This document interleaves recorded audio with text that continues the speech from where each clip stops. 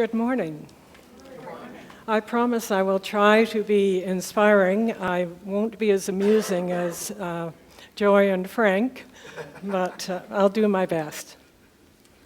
I'm very grateful to have this opportunity to talk to you about my work on the Pastoral Care Committee of Eastminster United Church.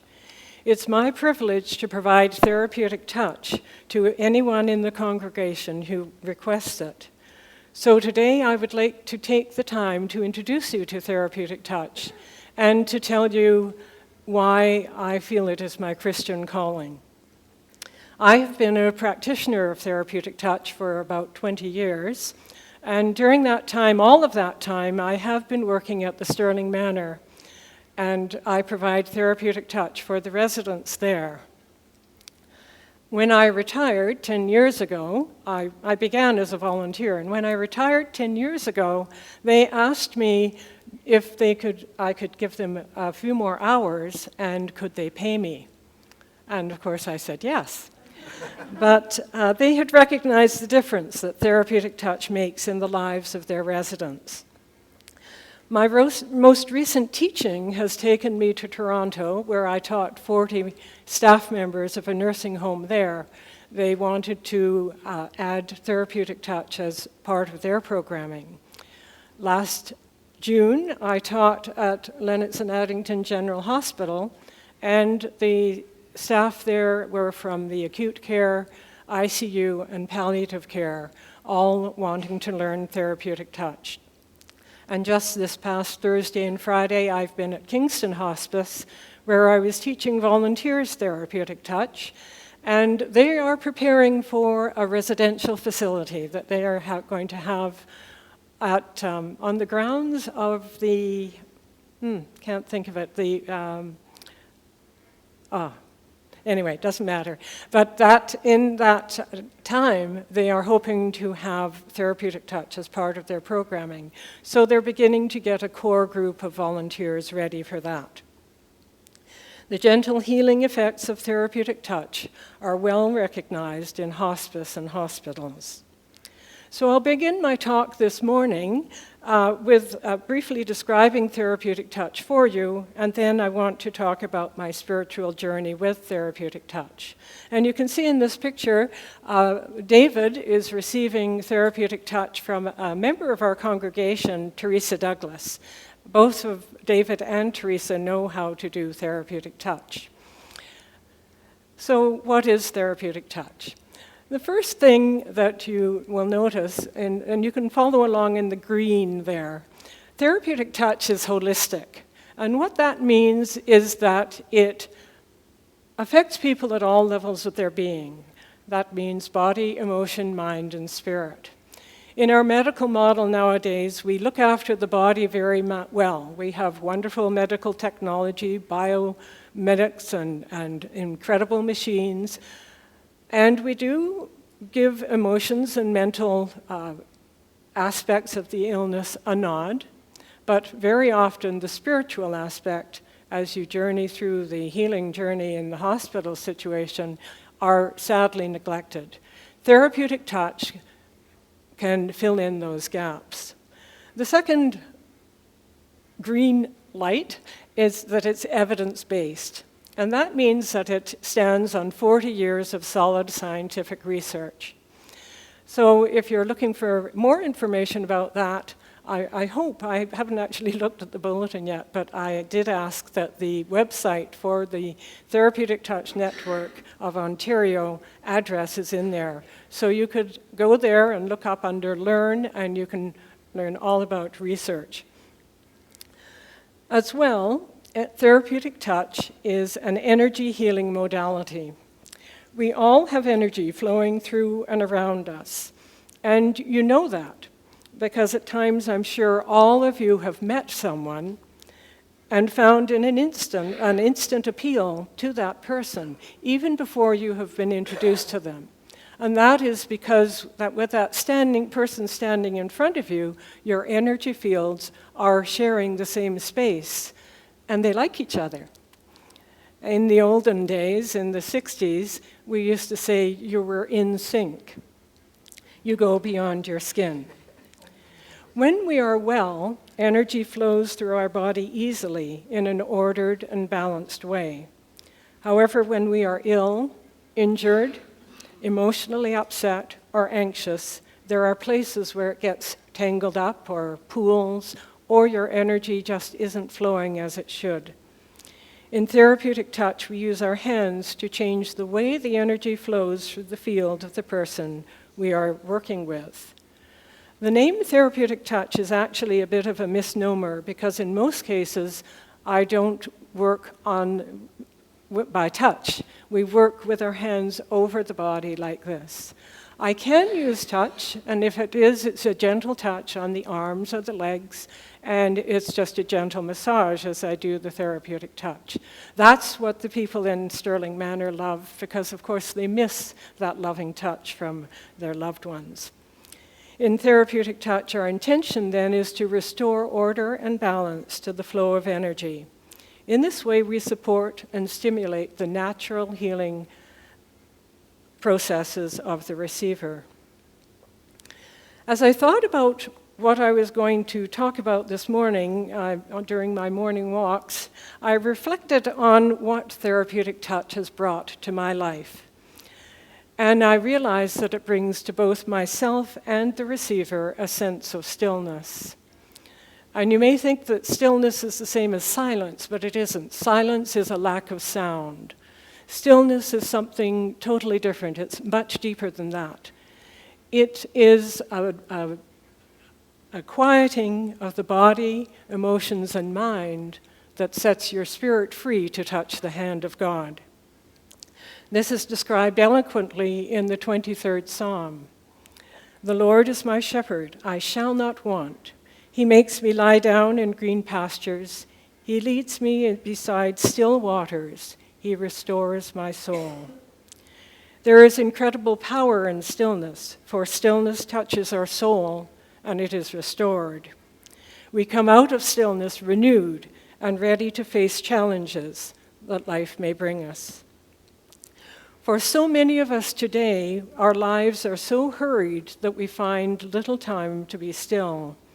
We are always thinking of the what ifs, if onlys, or the what maybes, or the what nexts, or even just having to concentrate on the task at hand. Many of us think that we have too much time, too much to do to take time to be still. Taking time is considered to be wasting time. But as Wayne Dyer once said, find one moment, find 10 where you pause, you breathe, and you connect to the deepest part of who you are. We have to make a conscious decision to find the time to be still, to make it a lifelong habit. There are many ways of finding stillness.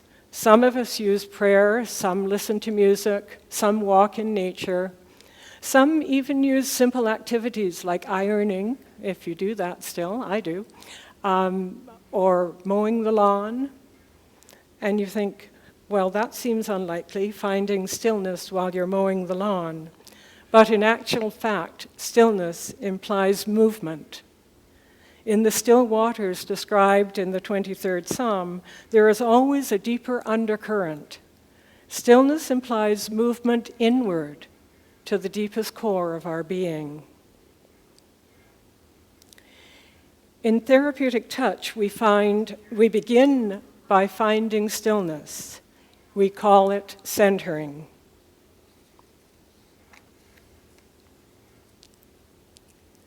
It is the doorway into therapeutic touch. T.S. Eliot says, we find the still point of the turning world.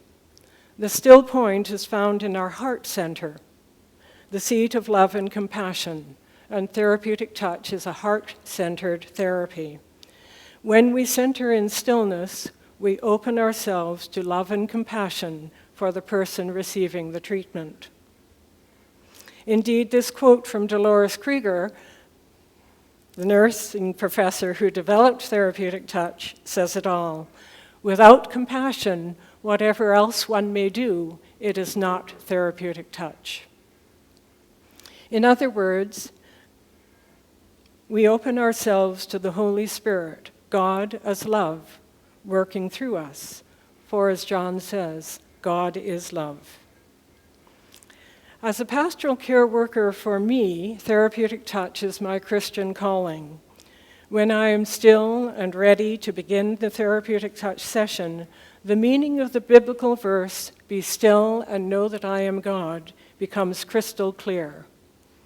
I bring that sense of peace and compassion to the person I'm working with and feel God's presence in the stillness. I connect with the receiver at the deepest level of their being. This is a necessary part of my life.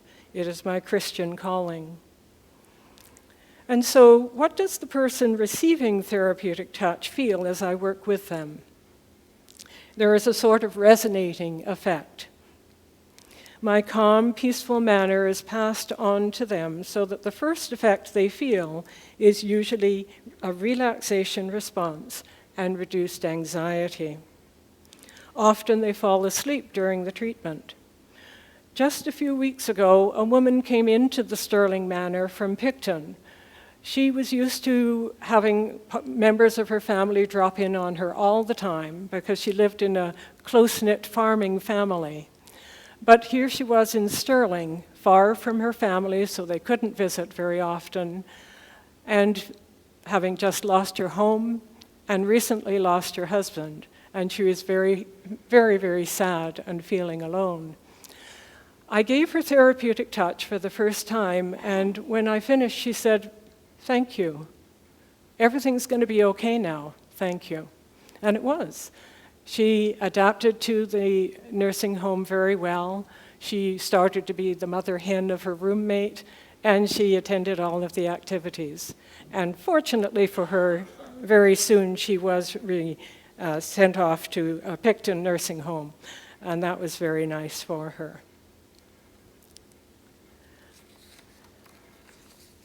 Therapeutic touch also improves sleep patterns and allows the receiver to manage their pain better. It doesn't take away the pain, but it does allow people to manage it better. Our body is a marvelous thing, usually able to heal itself. Therapeutic touch can help to heal you faster. It is an integrative therapy.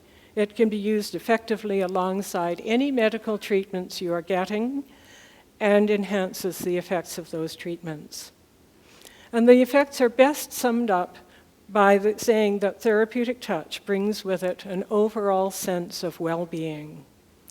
I remember a lady who was in Campbellford Hospital in palliative care, and she was approaching the end of her life, and I gave her therapeutic touch, and at the end she said to me, "You know, Alison, when you give me therapeutic touch, it's as if you have wrapped me in a soft, warm blanket." So how does therapeutic touch fit into pastoral care at Eastminster United Church? As I said, it is my privilege to provide therapeutic touch to all who request it. Some of the ways I have been responding have been prior to surgery and post-surgery, where therapeutic touch reduces anxiety and helps with pain management. I am able to go into the recovery room many times. I'm able to go into the room where you're prepared, after you've prepared and before you go into the operating room. I've also been involved as a companion along the cancer journey, supporting those receiving chemotherapy and radiation treatments. And Marilyn Wright graciously gave me permission to give you this quote that she had given me actually in her thank you note to me at one time. "Unless you have been through a physical crisis in your life, you cannot understand the spiritual value that this therapy provides. The depression that many of us feel is alleviated with this therapy. We are comforted in our walk through the darkness of this illness." I've also been in palliative care situations, supporting the family and supporting their loved one as they transition, and then following up with grief support. Therapeutic touch is incredibly beneficial for those who are grieving. My dream is to have a team of pastoral care workers providing therapeutic touch for members of Eastminster United Church, as is the case in several churches in Toronto and in the Guelph area. If you are interested in learning therapeutic touch with this in mind, please speak to me after the church service today. Or if you would like to receive therapeutic touch, you may speak to me as well, or phone or email me. And I believe my contact information is in the church bulletin today. And so I end my talk this morning with the hope that you will take time to find moments of stillness in your life, to make a conscious effort to be still and know God. You will find a refuge there and be restored.